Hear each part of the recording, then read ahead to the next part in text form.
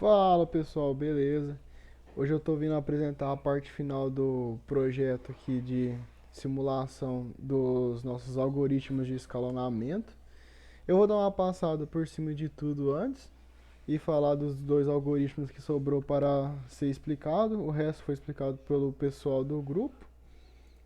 Primeiramente, vamos passar em processo. Temos alguns atributos que são para o controle do nosso ID, da chegada do processo, o tempo de execução que ele vai ficar dentro da nossa CPU, sua prioridade, dependendo do algoritmo, ele é implementado ou o outro não utiliza. A parte também do bilhete que é de outro também. Ou temos um controle de status, que é apenas um enum para mostrar se ele está, para entender se ainda não chegou na CP, se não chegou, ou se ele está executando, ou se ele está na fila de pronto, ou se ele já acabou também e está finalizado. Aí aqui temos os parâmetros que tem que ser passados e os outros já são internos. Primeiramente temos que passar o nosso ID, o tempo que ele vai chegar na CPU, o tempo de execução dele e sua prioridade. Também vamos passar aqui dentro o status do processo, então vamos colocar sempre que ele não chegou ainda, porque ele vai chegar em tempos, sempre tem que ser passado assim. Temos alguns métodos de get, setter padrão para reconhecer, para receber essas coisas. Um método de toString para formalizar e também outro aqui para verificar o objeto ID ser o tipo CPF do nosso processo que vai ser único. E aí, passando para o nosso escalonador, temos as nossas variáveis de, de entrada, então vamos ter uma fila que vai guardar todos os processos que vão entrar, eles ainda não vai estar na CPU, mas ele já vai saber para simulação. Aí eles vão começar a entrar na fila de prontos e depois vai ir para a fila de finalizados. Essa fila de finalizados é apenas para nós verificar que todos foram finalizados e para a hora de impressão. Temos uma estrutura também para organizar a execução que eu vou falar um pouco mais abaixo na implementação. Temos algumas variáveis também, como o tempo atual, o processo. A parte importante desses atributos é que temos a estratégia do nosso escalonador e da sua preempção também, que vai ter uma política que vai ser junto com a sua estratégia. Vou falar também dessa parte mais quando eu estiver explicando os algoritmos. Aqui no nosso escalador, nós temos que passar algumas coisas, como a nossa lista de processos lá criados. Vamos passar também a nossa estratégia, que vai ser o algoritmo que vai ser implementado para fazer a seleção do processo que vai para a CPU. Temos também o que passar o nome do algoritmo, simples para ficar mais facilitado na hora do print. Vamos passar o quanto também, no caso dos que não utilizam quanto vai ser passado zero, então não tem problema aqui nessa parte. E a preempção também vai ser a política com base no nosso escalonador. Alguns vai ter a política de preempção de prioridade, outros vai ser por quantum, aí vai depender do que vai ser utilizado, né? Aqui dentro já está definido do construtor. Aí temos nosso método principal, que vai fazer a escrita, já vai fazer o controle de todas as operações. Vai entrar primeiramente num loop, onde que vai ficar executando até acabar com até a nossa fila ficar a fila de finalizado seu tamanho maior que dos processos. E aí vai finalizar. Então vai executar todos os processos que estão na fila, até todos os processos chegar na fila de finalizado. Aí temos uma verificação simples para ver se os processos já chegou. Então, com base no nosso tempo, ele vai fazer essa verificação. Somou o tempo mais um segundo, aí nós verifica de novo se tem processo lá. Aí está em 2 segundos agora, verifica de novo se tem processo chegando. Aí os processos que vai chegando, vai vindo para a fila de processos pronto para ser executado. Ele já vai tratando ali, tirando de não de não chegou ainda para prontos para executar. Aí vamos fazer também um gerenciamento da seleção de processo. Então a gente vai, essa função simplesmente vai verificar se a CPU está vazia, se está receiosa. Se a CPU está receiosa, ele vai colocar algum processo ali dentro, para não ficar à toa. Se ele for finalizado, por exemplo. Aí depois disso ele vai executar o ciclo atual. Aí nessa parte mesmo que vai acontecer as operações. E aí depois de fazer isso tudo, ele completa um ciclo total e incrementa mais de tempo total. E depois de terminar o loop, ele faz uma impressão dos resultados, onde ele imprime tudo que for necessário. Mais pra frente eu vou mostrar também. No método verificar novas chegadas, ele vai usar esse string aqui do Java que facilita a organização. Então os processos já vai ficar, antes de chegar, já vai ficar separado numa lista para ficar mais rápido as execuções. Aí ele vai ver com o tempo total, né? Se o processo chegou aqui, se o tempo está em 2, será que tem alguns processos? Ele vai fazer a verificação. E aí ele já vai colocando todos os processos que chegaram na fila de pronto nesse tempo. Aí aqui ele verifica também com base nos processos que já estão e os que não estão, com base no tempo. Então ele vai pegar aqueles que já passaram daquele tempo e colocar na lista de prontos. E aí ele remove os processos que também já estão, que já chegaram, que já não estavam mais lá esperando para chegar. Aí na parte de gerenciamento ele funciona igual um dispatcher. Aí nessa parte ele vai fazer essa parte de colocar o processo dentro da CPU caso não tenha. Nessa parte a gente já vai passar a nossa estratégia, que vai ser o nosso algoritmo que vai ser implementado para saber qual processo, qual forma que ele vai colocar o processo, com base no que ele vai decidir. Por exemplo, o meu de múltiplas eu vou explicar mais para frente, mas ele vai colocar naquela fila, em filas múltiplos processos para ser executado e escolher o que tem a maior prioridade no caso e implementar outro, né? Aí temos outro método de executar o ciclo, que é o método mais importante. Primeiro ele verifica se o processo está vazio, se não tiver nenhum processo dentro da CPU ele retorna nulo, ele já retorna, né? Então ele não precisa fazer essas outras partes. Aí se o processo estiver em execução, ele vai incrementar aqui uma fatia do tempo. Nessa parte aqui vai usar isso se tiver o quantum, né? Então essa parte é importante no caso do RR, do algoritmo RR. E vai incrementar menos tempo que ele precisa. Aí ele vai continuar percorrendo aqui, depois dele fazer esse tempo aqui que ele passou 1 segundo já ali dentro da CPU, ele vai vir primeiro verificar se o processo acabou. Se o processo acabou, beleza. Ele vai para finalizar o processo atual e apaga o que estava dentro da fatia de tempo.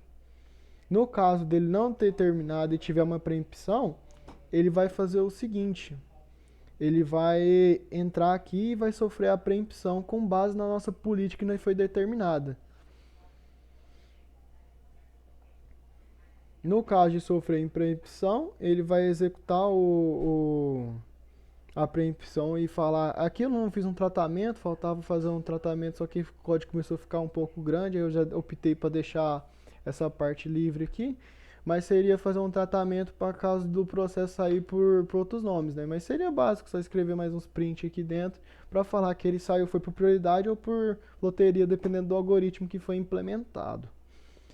Aí nessa parte aqui nós já vai setar também ele como pronto, porque ele vai sofrer a preempção. Nessa parte aqui também ele vai adicionar o processo na fila de prontos, o processo que está em execução, retornar nulo e zerar o tempo também. Não vai mudar muita coisa do finalizado. Aqui tem uns métodos get para algumas coisas que são interessantes, como do tempo, do quanto, da fatia de tempo, do processo e da fila de prontos. O processo finalizado, ele incrementa o tempo atual mais 1 para concluir o processo. Ele também vai colocar o processo em finalizado, vai colocar na nossa fila de finalizados e vai finalizar também, já dando também, vai colocar na fila também o de retorno e o tempo de espera, que eu vou falar mais depois também no imprimir resultado. Aí temos imprimir resultado, ele vai fazer uma lógica aqui bem básica para verificar qual deles vai ser usado para imprimir, que foi o tratamento que faltou fazer aqui no finalizado, mas como o importante era o arquivo TXT, eu fiz o tratamento somente aqui. Nessa parte temos o tratamento para saber quando ele é da loteria, quando ele não é da loteria e quando é dos outros. Nessa parte aqui eu falei, confundi na verdade, né? Aí ele vai imprimir nessa parte aqui. Aqui ele vai fazer a soma também dos resultados para imprimir o arquivo. E nessa última parte aqui ele vai imprimir o corpo da tabela que vai ser o resultado de cada processo. E depois vai retornar no final o tempo total com base na nossa soma do tempo de espera e retorno dessa parte aqui de cima. Com base nisso, vamos primeiro para o meu algoritmo que eu vou apresentar, que é o algoritmo de filas múltiplas. Nesse algoritmo, o interessante dele é que é dividido em 3 partes. Quer dizer, eu dividi em 3 partes que são a de fila de alta prioridade, média prioridade e baixa. Então, com base nos processos que vão ser entrados aqui, temos o caso dele ser da prioridade maior, da prioridade menor, da prioridade média ou menor que qualquer uma maior que 3. Vão ser adicionados nessa terceira, na segunda e primeiro. Aí a gente vai colocar todos eles aqui e vai verificar primeiramente qual o processo que vai ser qual o processo que vai estar aqui dentro. Se não tiver nenhum processo na fila da primeira prioridade, ele passa para a próxima e verifica. Tem processo na fila de segunda prioridade? Não, ele passa para a próxima. Então, vai sempre ficar jogando na parte do nosso escalonador, nessa parte de escolher a estratégia. Na parte de escolher estratégia, ele vai colocar isso aqui lá dentro. Aí ele vai pegar toda a fila de processo, colocar aqui e ver qual que vai ser executado. Aí ele vai olhar na fila, tem um na prioridade 1, então vamos pegar o primeiro que está aqui. Senão vamos pegar o segundo. Aí isso aqui está sendo implementado com uma interface para ficar mais otimizado, né? Então é uma interface que só garante que tem que ter esse método selecionar processo. E dentro ali nós vamos fazer a nossa estratégia do nosso algoritmo. Isso aqui que eu optei por fazer foi um padrão de projeto de strategy, porque dessa forma ficou bem organizado e cada código ficou bem pouco e modular para caso de implementação de outros, então ficou bem fácil de escrever coisas novas sem precisar alterar principalmente o escalonador. Aí temos a preempção múltipla, que é essa preempção que a gente vai... Aí nessa aqui eu defini que vai ter 2 tipos de algoritmo, então no caso de ser prioridade inferior a 1, ele vai implementar o FCFS. Então o processo vai entrar ali e nunca vai parar até terminar de executar. Agora se for de fila 1, ele vai ficar executando, chegou o tempo limite ali do quanto, ele vai trocar e vai mandar outro processo da prioridade 1 ou entrar no FCFS e vai ficar executando até terminar o processo. Daria para implementar de outras formas também aqui, com base na prioridade, né? Mas esse aqui seria o algoritmo. Aí então, quando a gente chega no nosso escalonador e chega naquela parte de verificar se se ele deve continuar ou não, ele vai ficar passando isso aqui. Aí no caso dele terminar o tempo, ele vai retornar como verdade e vai parar o processo. Aí ele vai preemptar. Aí ele vai sair do processo e vai colocar outro.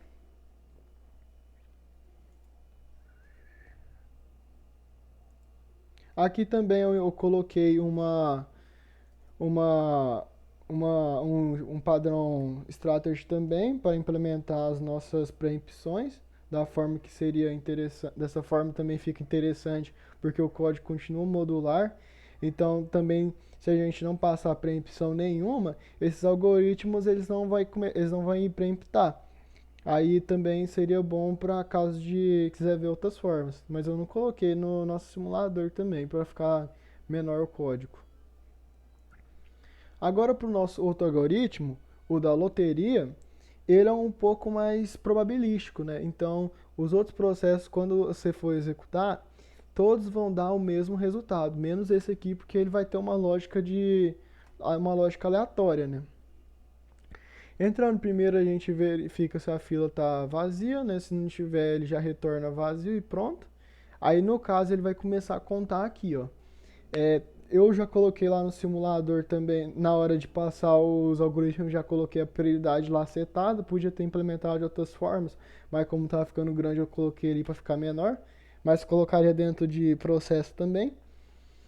No caso aqui, o bilhete total começa como zerado, ele vai começar a percorrer todos os nossos processos que foram passados na nossa lista, e aí, com base nisso, ele vai somando com o valor dos bilhetes.